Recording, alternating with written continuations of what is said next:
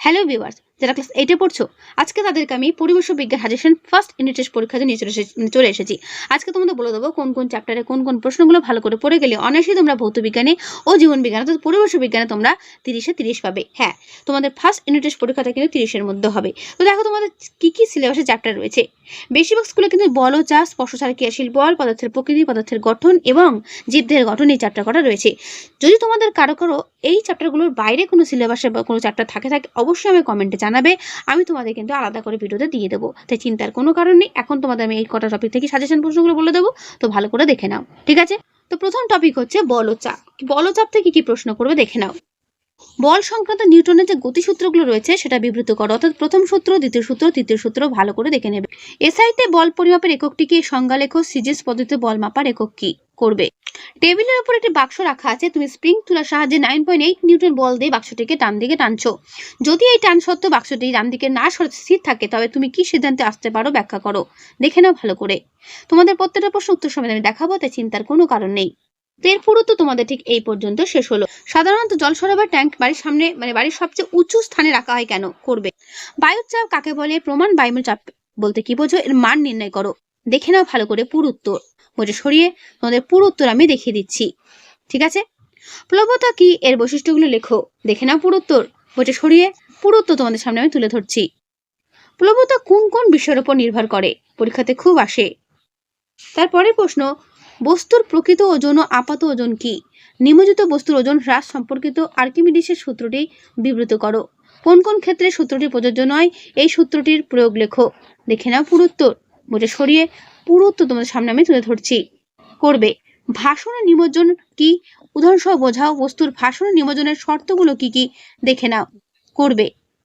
এর পুরো উত্তর তোমাদের ঠিক এই পর্যন্ত শেষ হলো, দেখে নিলে। অবাধে পতনশীল বস্তুর ক্ষেত্রে আর্কিমিডিসের সূত্র প্রযোজ্য হয় না কেন। ভাসমান বস্তু আপাত ওজনহীন হয় কেন। লোহার টুকরো পারদে ভেসে থাকে কিন্তু জলের মধ্যে ডুবে যায় কেন। সমুদ্র থেকে মালবাহী জাহাজ যখন নদীতে প্রবেশ করে তখন আরো বেশি ডুবে যায় কেন। তার পুরো উত্তর তোমরা এর মধ্যেই পেয়ে যাবে, দেখে নাও পুরো উত্তর। এর পুরো উত্তর ঠিক এই পর্যন্ত শেষ হলো। একটি ছোট পেরেকের টুকরো বালতির জলে ফেলে সেটি ডুবে যায়, অথচ অনেক ভারী একটি স্টিলের বালতি জলে ভাসে কেন। এই ওদের কিছু অঙ্ক তোমাদের আসতে পারে, তো দেখে নাও কি কি অঙ্ক করবে। যে অঙ্ক তোমাদের সামনে তুলে ধরছি সেগুলো ভালো করে একবার দেখে নেবে। শর্ট কোয়েশ্চেন কি কি করবে দেখে নাও। কোনো বস্তু থেমে থাকলে বুঝতে হবে বস্তুটির উপরে ক্রিয়াশীল বলগুলোর যোগফল কত, ঠিক আছে? কোনো বস্তুর উপর প্রযুক্ত বলের প্রভাব মাপার জন্য কি মাপতে হয়। এসআইতে অভিকর্ষ ত্বরণের মান কত। প্রত্যেকটা প্রশ্নের উত্তর এখানে দেওয়া রয়েছে, উত্তরটা দেখে নিও। 1 কেজি ভার সমান কত নিউটন, 9.8 নিউটন। বল সমান এফ, ভর সমান এম, ত্বরণ সমান এ হলে নিউটনের সূত্র অনুযায়ী সূত্রটি কি, এফ সমান এম এ। ওকে, এটা মনে রাখবে। জলে ভাসমান অবস্থায় বস্তুর ওজন 12 নিউটন হলে ঊর্ধ্বমুখী প্লবতা কত নিউটন হবে, 12 নিউটনই হবে। স্টিলের বাটি জলে ভেসে থাকে কিন্তু ড্যাশের জন্য, প্লবতার জন্য। উপরে দাগানো 3টে প্রশ্ন ভালো করে দেখবে। কোন যন্ত্রের সাহায্যে বস্তুর ভর মাপা হয়, মনে রাখবে। বল পরিমাপক যন্ত্রের নাম কি। প্রত্যেকটা প্রশ্নের উত্তর ডান দিকে দেওয়া রয়েছে, করবে। এখানে হাইলাইট করা প্রশ্নগুলো ভালো করে দেখে নাও। শর্ট কোয়েশ্চেনের জন্য এগুলো করলেই যথেষ্ট। ওকে, এরপরের টপিক স্পর্শ ছাড়া ক্রিয়াশীল বল। দেখো এখানে কি কি প্রশ্ন করবে। স্পর্শ ছাড়া ক্রিয়াশীল বল বলতে কি বোঝায়, উদাহরণ দাও, করবে। মুক্তিবেগ কাকে বলে, পৃথিবীর ক্ষেত্রে মুক্তিবেগের মান 11.2 কিমি পার সেকেন্ড।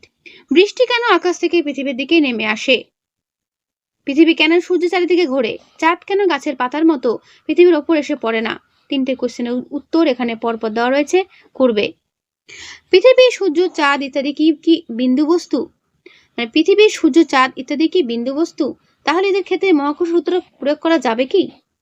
তারপর পৃথিবীর উপরে দুটি বস্তুর মধ্যে মহাকর্ষ বল কাজ করলেও তারা একে অপরের দিকে ছুটে যায় না কেন, তাদের মধ্যে ঠোকাঠুকি লাগে না কেন। পতনশীল বস্তু বলতে কি বোঝায়, গ্যালিলিওর পতনশীল বস্তুর সূত্রগুলো লেখো এবং ব্যাখ্যা করো। বড় প্রশ্ন ছোট সব রকম প্রশ্ন তোমাদের সামনে আমি তুলে ধরছি, তাই যেগুলো দিচ্ছি ভালো করে করো।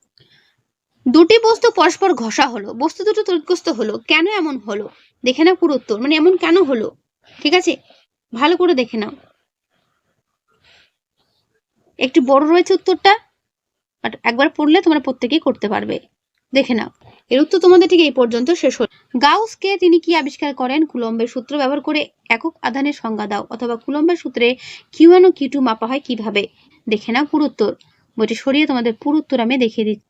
এর পুরো উত্তর তোমাদের ঠিক এই পর্যন্ত শেষ হলো। গাউসের উপায় এসআই ও সিজিএস পদ্ধতিতে কে এর মান কত? শীতকালে চিরুনি দিয়ে তেলবিহীন চুল আঁচড়ালে যে সমস্ত নিচের ঘটনাগুলো ঘটতে দেখা যায় সেগুলো ব্যাখ্যা দাও। দেখে নাও ভালো করে, খুব ইম্পর্টেন্ট প্রশ্ন, কিন্তু এখান থেকে প্রশ্ন কমন থাকবেই তোমাদের জন্য, তাই ভালো করে দেখে যাও। ঠিক আছে, পরিবেশের বিজ্ঞান থেকে যা যা প্রশ্ন আমি দিচ্ছি প্রত্যেকটা কিন্তু পরীক্ষার জন্য ইম্পর্টেন্ট, পাওয়া মাত্রই পড়তে শুরু করে দেবে। প্লাস্টিকের চিরুনি দিয়ে শীতকালে শুকনো মাথার চুল আঁচড়ানোর পর তার নিস্তরিত কাগজ টুকরোকে আকর্ষণ করে, এর কারণ কি? দেখে নাও পুরো উত্তর। অভিকর্ষ মহাকর্ষ সূত্রের মধ্যে পার্থক্য, সূত্র নয়, অভিকর্ষ মহাকর্ষের মধ্যে পার্থক্য, ভর ও ওজনের মধ্যে পার্থক্য করবে। এখানে একটা অঙ্ক রয়েছে, অঙ্কটাও দেখে যাবে। তোমাদের দুটো চ্যাপ্টার থেকে কিন্তু অঙ্ক থাকবে কম বেশি, তাই ভালো করে দেখে নাও কোন কোন অঙ্কগুলো করতে হবে। শর্ট কোশ্চেন যেগুলো দাগানো দেখতে পাচ্ছ, ভালো করে দাগানো প্রশ্নগুলো ভালো করে করবে শর্ট কোশ্চেনের জন্য। ঠিক আছে, দেখে নাও ভালো করে কোনগুলো করবে।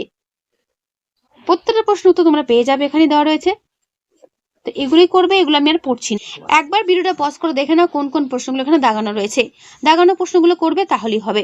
ঠিক আছে, তার বাইরে কোনো কিছু করার দরকার নেই। ওকে, দেখে নিলে পুরুত্ব এবং প্রশ্ন। এরপরের টপিক পদার্থের প্রকৃতি। দেখো কি কি করবে। একটি গ্যাস জারে বর্ণহীন নাইট্রিক অক্সাইড গ্যাস আছে, কিন্তু গ্যাস জারের মুখ খুললে দেখা যায় বাদামি বর্ণের নাইট্রোজেন ডাই অক্সাইড গ্যাস বেরোচ্ছে। এই ঘটনার জন্য দায়ী কে? কি ঘটে সমীকরণ সহ লেখো। বর্ণহীন নাইট্রিক অক্সাইডের ওপর দিয়ে অক্সিজেন গ্যাস চালনা করা হলো। দেখে নাও পুরো উত্তর। ঠিক আছে, জলযুক্ত কিউপ্রিক নাইট্রেট, কঠিন আয়রন ও ম্যাগনেসিয়াম তার।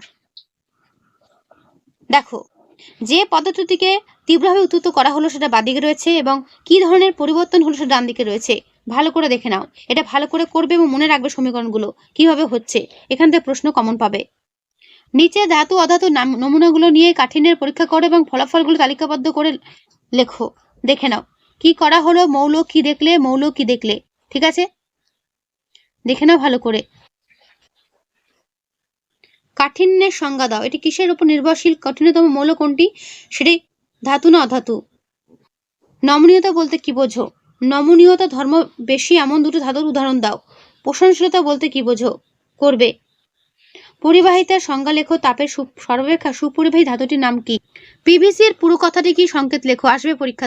ম্যাগনেসিয়াম ফিতাকে উত্তপ্ত স্টিমের সংস্পর্শে আনলে কি হবে তার পরীক্ষা দ্বারা দেখাও। দেখে নাও ভালো করে, যেভাবে চার্ট করে লেখা আছে তোমরা চেষ্টা করো চার্টের মাধ্যমেই পড়ার। ঠিক আছে, লোহা, অ্যালুমিনিয়াম, জিঙ্ক জলের সঙ্গে কি শর্তে বিক্রিয়া করে? বিক্রিয়াগুলো মনে রাখবে, বিক্রিয়াগুলো ভালো করে দেখবে।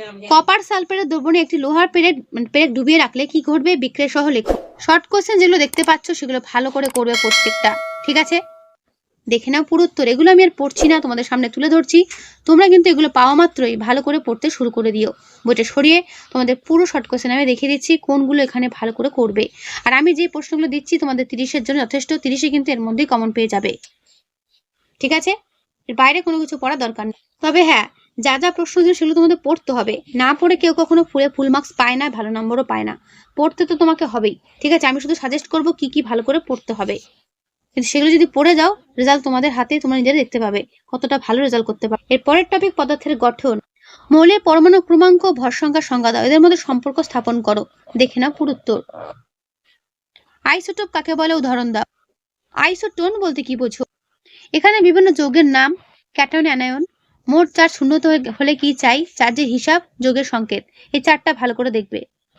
দেখে নাও ভালো করে উত্তরটা কিভাবে দেওয়া রয়েছে, দেখে নাও। এই পর্যন্ত উত্তর শেষ হলো। Zinc phosphate, calcium nitrate, ferric sulphate ও মার্কিউরাস নাইট্রেট সংকেত লেখো। কিভাবে হাইড্রোজেন পরমাণু জুড়ে হাইড্রোজেন অণু তৈরি হয় চিত্রের সাহায্যে দেখাও। দেখে নাও পুরো উত্তর। বইটা সরিয়ে পুরো উত্তর আমি দেখিয়ে দিলাম। কার্বনের যোজ্যতা 4, ক্লোরিনের যোজ্যতা 1 হলে কার্বন টেট্রাক্লোরাইডের সংকেত লেখো এবং অণুর প্রাথমিক গঠন কেমন হবে একে দেখা। দেখে নাও পুরো উত্তর।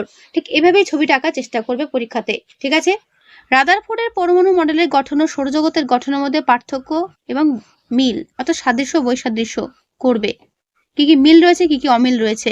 প্রোটন ও নিউট্রনের মধ্যে পার্থক্য, ভর সংখ্যা পরমাণু ক্রমাঙ্কের মধ্যে পার্থক্য, আইসোটোপ ও আইসোবারের মধ্যে পার্থক্য। এরকম দুটো মৌল দিয়ে বলবে যে প্রোটন সংখ্যা, নিউট্রন সংখ্যা, ইলেকট্রন সংখ্যা বার করো। প্রসেসটা দেখে নাও ভালো করে। এখানে খুব সুন্দর করে প্রসেসটা দেওয়া রয়েছে, ভালো করে করবে। শর্ট কোশ্চেন দেখে নাও কোনগুলো করবে। যেগুলো দাগানো দেখতে পাচ্ছ এবং হাইলাইট করা সেগুলো প্রত্যেকটা ভালো করে করবে। ওকে, আমি বইটা সরিয়ে তোমাদের পুরো উত্তর আমি দেখিয়ে দিচ্ছি। তো তোমাদের শর্ট কোশ্চেন এই চ্যাপ্টার থেকে এই হলো। ঠিক আছে, আমি আর শর্ট কোশ্চেনগুলো পড়লাম না, তোমরা ভিডিওটা পজ করে কিন্তু দেখে নিও কি কি শর্ট কোশ্চেন এখানে রয়েছে। বইটা সরিয়ে তোমাদের পুরোটা আমি দেখিয়ে দিলাম, দেখে নাও ভালো করে। যে কটা দাগানো এবং হাইলাইট করা সেগুলোই ভালো করে করবে। ওকে, এরপরে দেখে নাও জীবদেহের গঠনটা কি কি প্রশ্ন করবে। প্রথম প্রশ্ন, কোষ কাকে বলে? ঠিক আছে, কোষকে জীবদেহের গঠনগত ও কার্যগত একক বলা হয়, মনে রাখবে। স্নায়ু কোষের গঠন ও কাজ, এগুলো তোমাদের টেক্সট বুক থেকে করতে বলবো। জীবন বিজ্ঞানের পুরোটাই তোমরা টেক্সট বুক থেকে ভালো করে করবে। ছবিটা দেখে নাও, নিউরনের ছবিটা ভালো করে প্র্যাকটিস করে পরীক্ষাতে আসবে। ঠিক আছে, আদর্শ প্রাণী কোষের ছবি, একটি প্রাণী কোষের চিত্র গঠন করো, দেখে নাও ভালো করে এবং সেগুলো বর্ণনা করো। তো এখানে পুরো উত্তর সুন্দর করে দেওয়া রয়েছে, আমি তোমাদের একবার তাও দেখিয়ে দিচ্ছি। যদি এখান থেকে করতে পারো করবে, যদি মনে করো টেক্সট বুক থেকে করবে টেক্সট বুক থেকেও করতে পারো। সমস্ত জায়গায় তোমরা এই উত্তরগুলো পেয়ে যাবে। ঠিক আছে, কিন্তু এখানে সুন্দর করে গুছিয়ে দেওয়া আছে বলে তোমাদের চেষ্টা করছি এখানেই পুরোটা দেখিয়ে দেওয়ার। দেখে নাও ভালো করে, এই একটা প্রশ্ন করে তোমাদের সমস্ত কোষের বিভিন্ন অঙ্গাণুর নাম এবং তাদের ডিটেলস রয়েছে।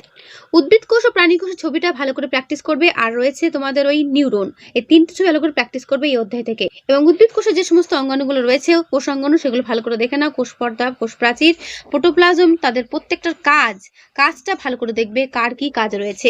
প্লাস্টিড, মাইটোকন্ড্রিয়া, গলগি বস্তু, রাইবোজোম, এন্ডোপ্লাজমীয় রেটিকুলাম বা জালিকা। বহুকোষী জীবদেহের সংগঠনের ধাপগুলো ছোট থেকে বড় পর্যায়ক্রমে তীর চিহ্নের সাহায্যে সাজাও, দেখে নাও। রড কোষ ও কোন কোষ চোখের কোথায় অবস্থান এবং এদের কাজ কি, কাজগুলো ভালো করে দেখবে। ওকে, এন্ডোপ্লাজমের জালিকার গঠনটা কি ভালো করে দেখে নাও, যদি পারো ছবিটাও প্র্যাকটিস করে। মাইটোকন্ড্রিয়ার কাজ কি, কোষের শক্তিঘর কিন্তু মাইটোকন্ড্রিয়াকেই বলা হয়।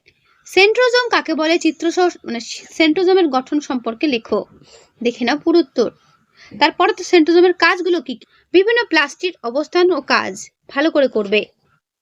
ক্লোরোপ্লাস্টিড কাকে বলে, ক্লোরোপ্লাস্টের গঠন সংক্ষেপে আলোচনা করো। এগুলো প্রত্যেকটা বড় প্রশ্নের জন্য কিন্তু ইম্পর্টেন্ট, ছোট বড় সব রকম প্রশ্ন তোমাদের সামনে তুলে ধরছি, এগুলো ভালো করে দেখে যাবে। অ্যান্টিফ্রিজ প্রোটিন কি, খুব শুকনো ও ঠান্ডা পরিবেশে বসবাসকারী প্রাণীদের অ্যান্টিফ্রিজ প্রোটিন কিভাবে সাহায্য করে, দেখে নাও পুরো উত্তর।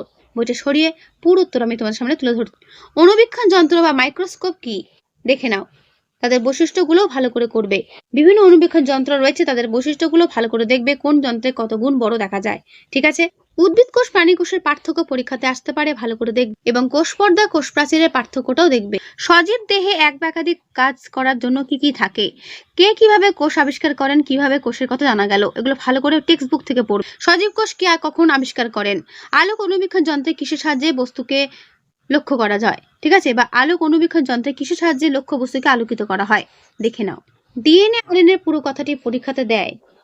ক্রিস্টি কি, কোষ গহ্বরকে কোষের ভাড়ার ঘর বলে কেন, প্রাইমোরিয়াল ইট্রিকাল বলতে কি বোঝো, ভীষণ ইম্পর্টেন্ট।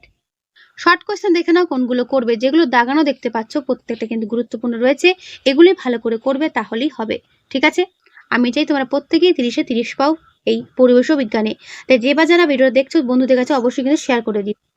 ভালো করে দেখে নাও কি কি প্রশ্ন করবে, এখানে প্রত্যেকটা প্রশ্ন উত্তর সহ দেখানো রয়েছে, তাই ভালো করে দেখে নাও। ভিডিওটা পজ করে কি কি প্রশ্ন এখান থেকে তোমাদের আমি করতে বলছি, যে কটা আমি হাইলাইট করে তুলে ধরেছি প্রত্যেকটা ইম্পর্টেন্ট করবে, দেখে নিলে। তো তোমাদের পরিবেশ বিজ্ঞান থেকে এই হলো সাজেশন প্রশ্ন, এগুলো ভালো করে করো, পরীক্ষাতে দেখবে এর মধ্যেই কমন পাচ্ছ। তার আজকের ভিডিও আমি এখানে শেষ করছি, কেমন লাগলো অবশ্যই কমেন্টে জানিও, ভালো লাগলে লাইক ও সাবস্ক্রাইব করে রাখতে ভুলো না যারা নতুন। তার আজকে এখানেই।